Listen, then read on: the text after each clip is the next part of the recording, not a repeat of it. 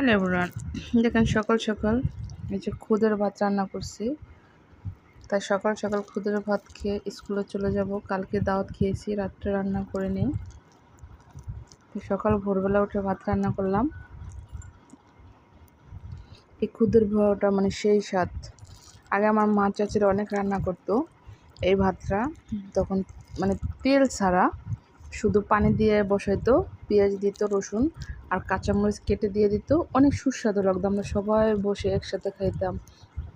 একসাথে বসে খাওয়াটা কি যে মজা, সেই দিনগুলো চলে গেল। যাই হোক, সকাল ভোরবেলা উঠে মানে ঘুম থেকে উঠে আগে ভাতটা কুকারে বসাইছি। তাই আজ আমি আর ওরকমভাবে কিছু করার মতো সুযোগ পাই নাই। আলু ভর্তা করছি, শুধু বাদাম ভর্তা, এ খেয়ে চলে যাব।